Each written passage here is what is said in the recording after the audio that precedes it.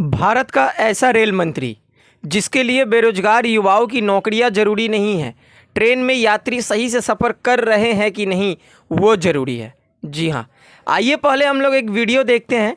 इस वीडियो में रेलवे मंत्री खुद चलती ट्रेन में चढ़ते हैं, यात्रियों के बीच जाते हैं और यात्रियों से रिव्यू लेते हैं कि ट्रेन की जो सुरक्षा व्यवस्था है, जो सुविधा है, जो आप लोगों का बैठने का सुविधा है, बाथरूम का व्यवस्था है, वो सही है कि नहीं, वो रिव्यू लेते हैं। उसके बाद फिर मैं डिटेल्स में बात करूंगा कि मैं स्टार्टिंग में ऐसा बात क्यों बोला हूं कि रेलवे मंत्री के लिए बेरोजगार युवाओं के लिए नौकरी ज़रूरी नहीं है, ट्रेन में यात्री सही से सफ़र कर रहे हैं कि नहीं वो ज़रूरी है।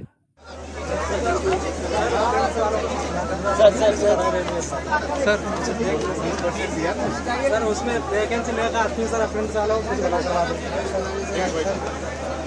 हाँ भाई, बाहर की व्यवस्था कैसी लगी? बिल्कुल बढ़िया सर, आपका आशीर्वाद। एक नंबर लगी। बिल्कुल बिल्कुल। कहाँ जा रहे हैं? सब इधर कानपुर जा रहे हैं। कानपुर जी, लड्डू के लड्डू। बिल्कुल सर। आप कानपुर में आईआईटी में थे। अरे आइए तो सर, आइए ना। आईआईटी में थे ना? आईटी में कल्याणपुर पे। Thank you sir.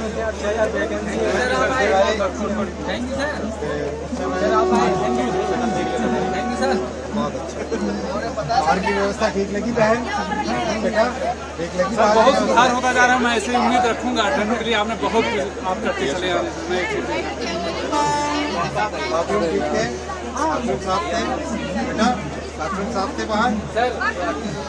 भैया थोड़ा हट जाओ। अरे क्या हो गया?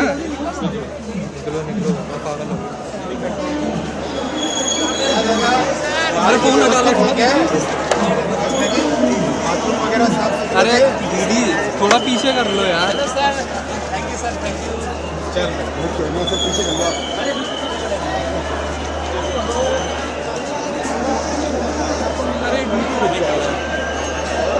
चलिए, वीडियो आप लोगों ने सुन लिया। अब मैं रेलवे मंत्री जी को एक्सपोज करता हूं। वीडियो के स्टार्टिंग में ही आप लोगों ने एक बात सुना। एक शख्स के पास जब रेलवे मंत्री जाते हैं, वो शख्स बात करता है, वैकेंसी नहीं था उसमें।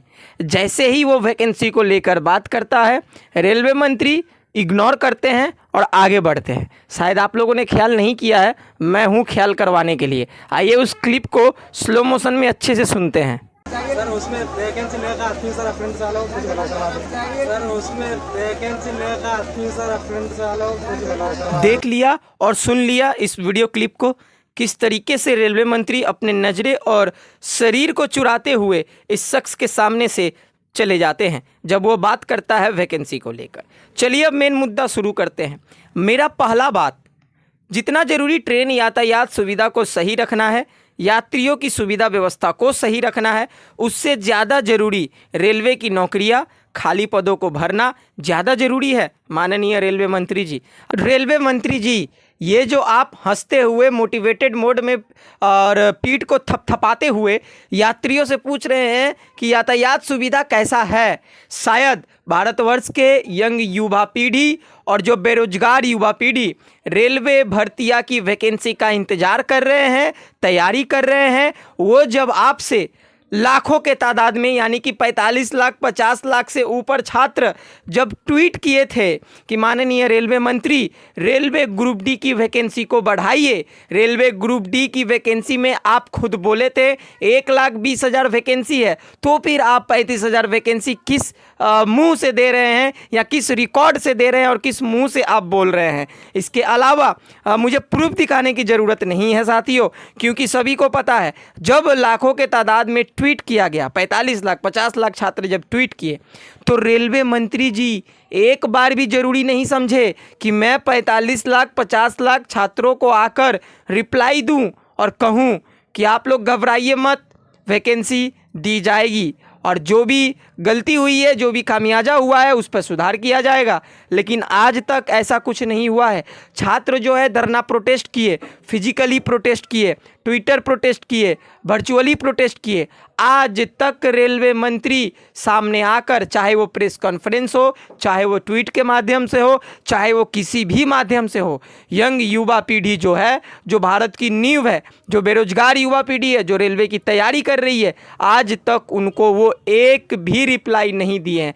क्यों भाई? यंग युवा पीढ़ी, भारत की नींव जो है, वो आपके लिए ज़रूरी नहीं है? ज़रूरी क्या ये यात्री लोग हैं?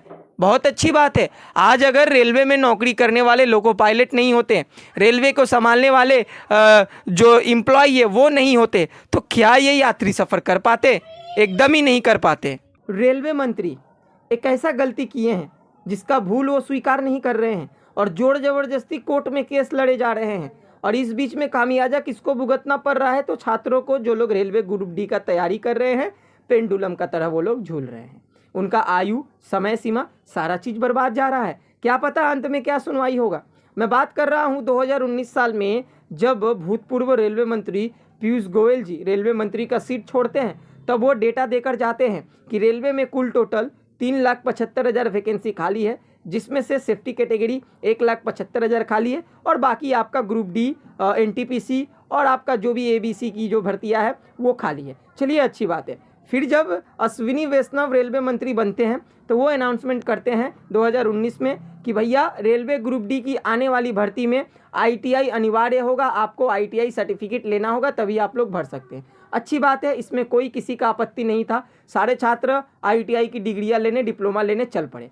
अब जब 2024 साल दिसंबर मंथ में नोटिफिकेशन आता है, रेलवे की भर्ती आती है, फॉर्म फिलअप जब शुरू होने का डेट दिया जाता है, उसमें क्वालिफिकेशन लिखा रहता है कि रेलवे ग्रुप डी का फॉर्म भरने के लिए 10वीं पास के साथ आईटीआई लगेगा। अच्छी बात है। अचानक वो नोटिफिकेशन जारी होने के बाद 15-20 दिन के बाद नोटिफिकेशन को चेंज किया जाता है, क्वालिफिकेशन को चेंज किया जाता है। बोला जाता है कि ग्रुप डी में जो है सिर्फ 10वीं पास कैंडिडेट फॉर्म भर सकते हैं, आईटीआई लागू नहीं है। ये रेलवे रिक्रूटमेंट बोर्ड और रेलवे मंत्री गलत काम किए भैया। इसको लेकर ऑल इंडिया टेक्निकल ऑर्गेनाइजेशन के जो महासचिव है गौरव जयराम सर, वो कोर्ट में, कैट में केस करते हैं। दिल्ली हाई कोर्ट तक मामला जाता है। लंबा 6 महीना से केस चल रहा है। जो कोर्ट है, जो वकील है ऑल इंडिया टेक्निकल ऑर्गेनाइजेशन के, वो बोल रहे हैं 99% कि जीत आईटीआई छात्रों की होगी। लेकिन अभी तक, आज तक रेलवे मंत्री वो 40 से 45 लाख छात्रों को रिप्लाई नहीं दिए हैं कि ये गलती जो है रेलवे का है, रेलवे स्वीकार कर रही है। अभी तक ये रिप्लाई नहीं दिए हैं और यहाँ पर यात्रियों के पास जाकर उनसे रिव्यू ले रहे हैं। वाह रेलवे मंत्री जी, यही भारतवर्ष है, भारत का भविष्य है। क्या बोलेंगे आप लोग? कमेंट करिए। इसी तरह से हर एक अपडेट पाने के लिए चैनल को सब्सक्राइब करके रखिए, फॉलो करके रखिए। चलिए मिलते हैं नेक्स्ट वीडियो में, तब तक के लिए जय हिंद, जय भारत, वंदे मातरम।